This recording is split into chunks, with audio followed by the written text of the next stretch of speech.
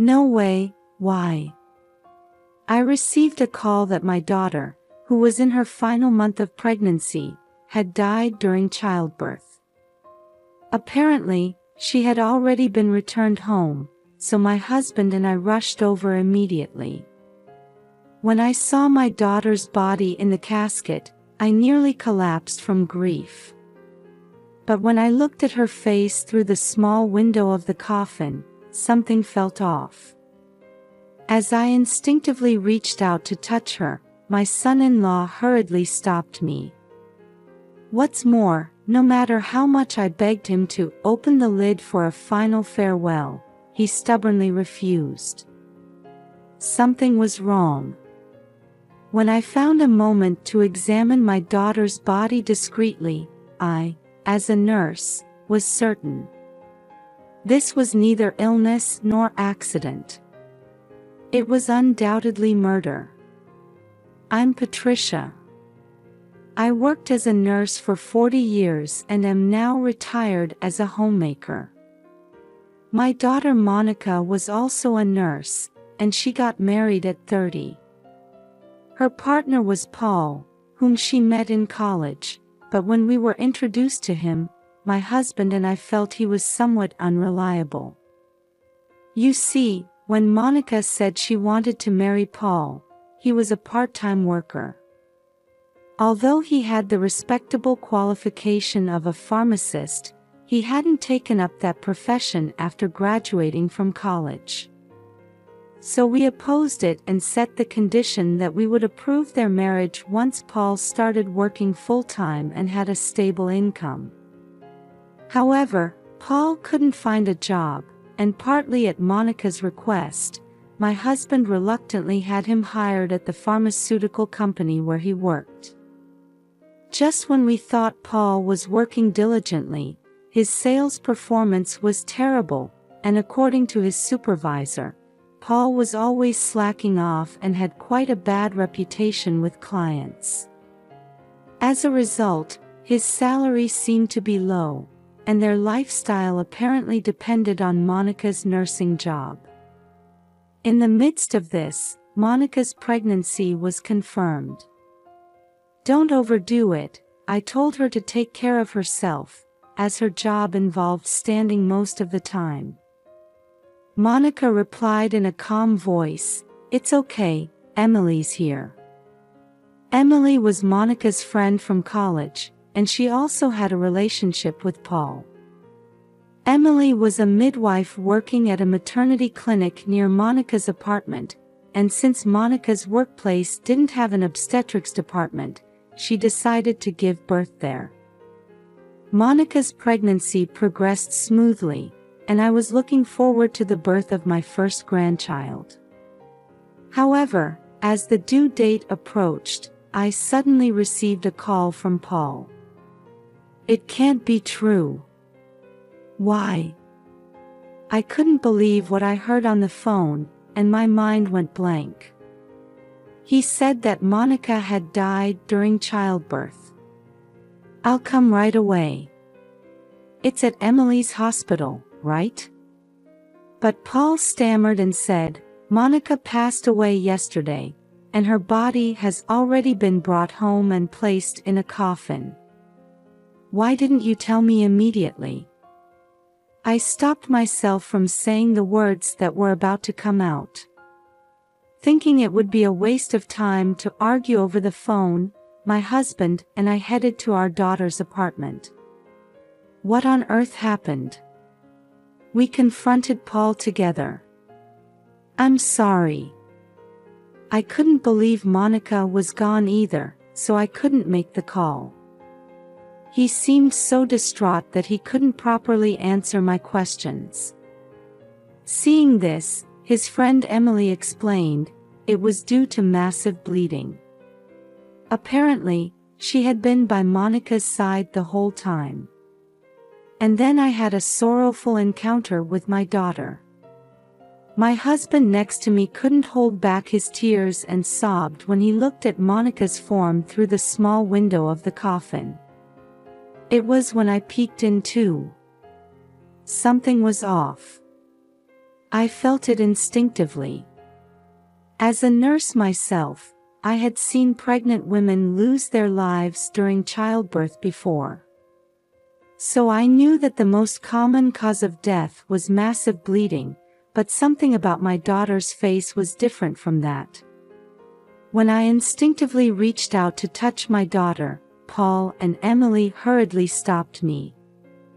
"Then please, open the lid of the coffin. That's not allowed by the funeral home. But this is my last goodbye to Monica." I wanted to confirm my suspicions more clearly, so I asked Paul, but he flatly refused. Thinking I had to investigate somehow, I asked Emily to buy some drinks, and after she left, I signaled to my husband with my eyes. He seemed to understand immediately and took Paul outside on some pretext. Taking that opportunity, I opened the lid of the coffin and examined my daughter's body. And my sense of unease turned into certainty. Just as I thought. It was so shocking that I felt dizzy and could barely stand. Still, I managed to close the lid just before the three returned from outside. Suddenly feeling nauseous from thinking about too many things, I said, "Excuse me for a moment," and left the room, rushing to the apartment building's parking lot. Not wanting to be seen by many people, I crouched in a shadowy spot when two figures came there. These people didn't seem to notice I was there and started arguing. From their conversation, I learned yet another shocking truth. I could feel an uncontrollable anger welling up inside me. A while later, when I returned to the room, Paul had just finished discussing with the funeral director, who left saying, "Then, tomorrow." Wondering what tomorrow meant, I asked, and my husband informed me, "The funeral has been set for tomorrow. There's no need to rush like that. There won't be time to notify Monica's friends and acquaintances if it's tomorrow." Then Paul sneered, "You might not know, but small family funerals are the norm these days. We don't need to make a big fuss, just seeing her off with just us is fine." Even Emily agreed with the family funeral, saying, "Monica's friends are busy and can't attend." She herself would attend, but she wouldn't listen to my opinion. Thinking it was pointless to argue further, I decided to hurry home. After all, I had a lot to do. When I got home, I noticed an envelope in the mailbox. It was a letter from Monica addressed to me, and from the postmark, I could tell it was probably mailed the day before she gave birth. I hastily opened it, and inside were Monica's hopes for the future overflowing.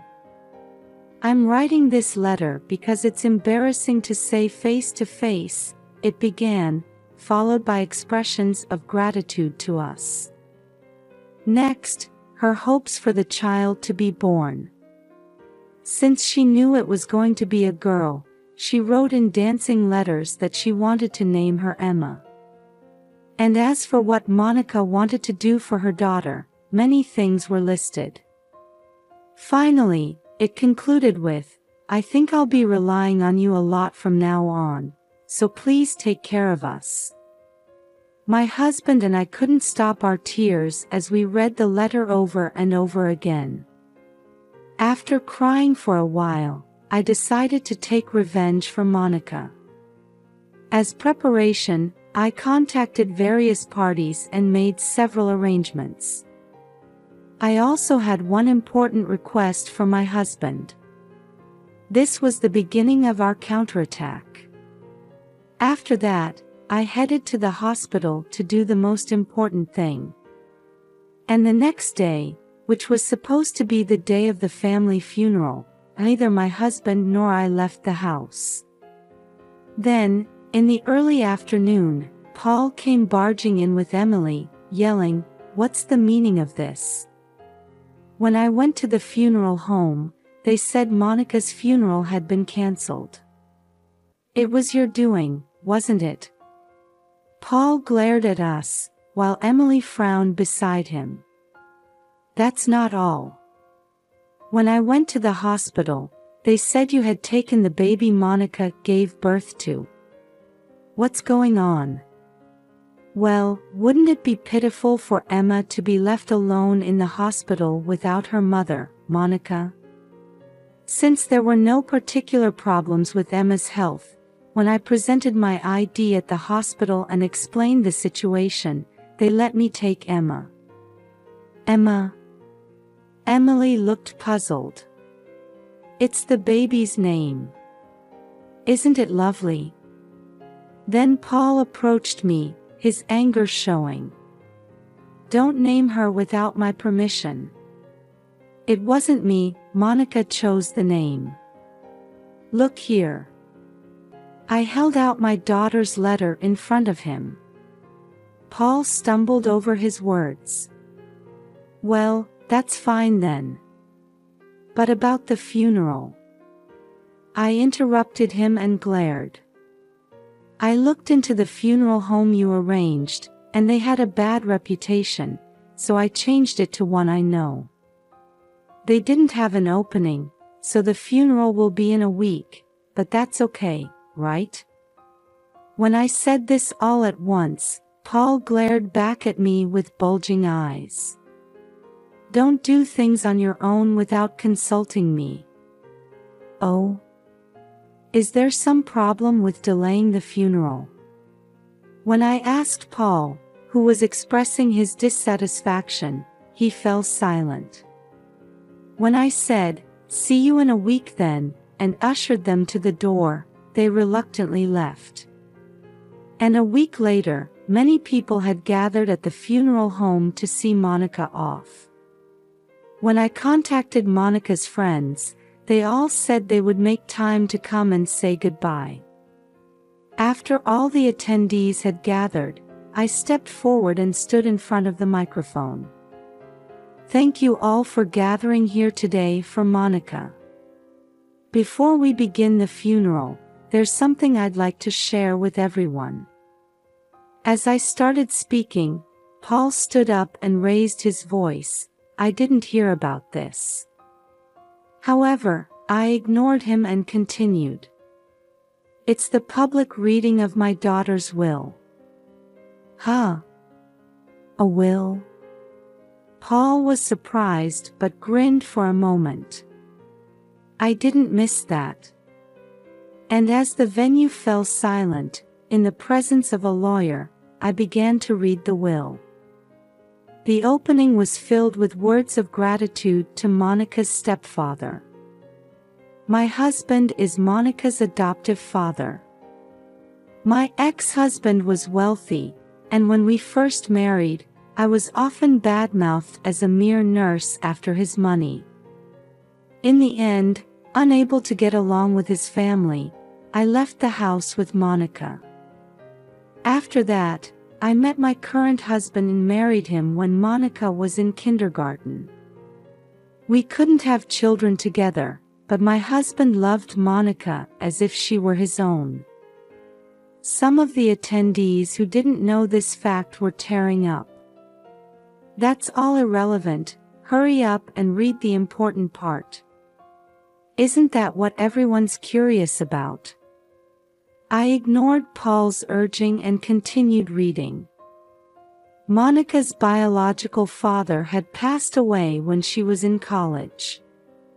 At that time, Monica inherited a substantial estate.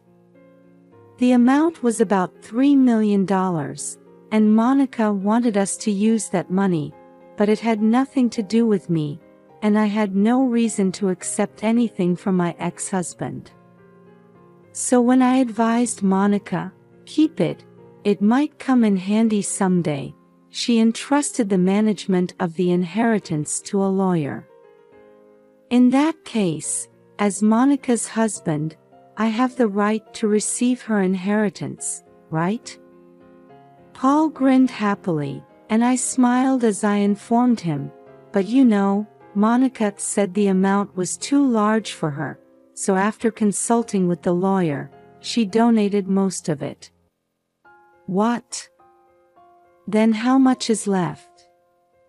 Paul made a fuss upon hearing about the donation.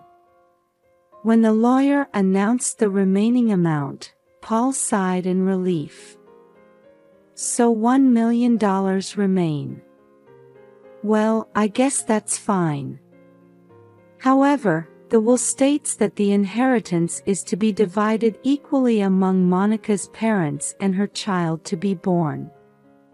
When I announced the distribution of the inheritance, Paul's face turned red with anger. What?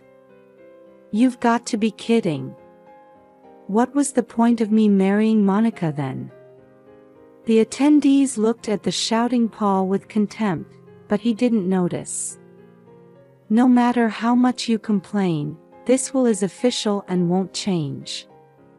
As I told him while looking him in the eye, Paul's face grew even redder, and he approached Monica's coffin. What are you doing? I have to give this girl a piece of my mind. He vigorously opened the lid of the coffin, but Paul's movement stopped when he looked inside. Why? To his surprise, my daughter's body wasn't there. I thrust a piece of paper at the surprised Paul. Look at this. It was the autopsy report of Monica's body examination. From the moment I had that sorrowful encounter with my daughter, I had been suspicious of her death. And when I opened Monica's coffin and saw her body, that suspicion turned into certainty. This was murder. So I consulted a doctor I knew, explained the situation, and he also felt it was strange, so he introduced me to a friend who was a medical examiner. And that person agreed to perform an autopsy on my daughter. Look closely. It says right here that the cause of Monica's death was neither illness nor accident. As people in the venue gasped in surprise, I continued, she was killed by a drug. The name of the drug is clearly written here. You did this, didn't you? As I confronted Paul, he stepped back. Actually, I had changed the funeral home to buy time for this autopsy. And I had the help of an acquaintance who was in charge there. Presented with the autopsy report, Paul was at a loss for words.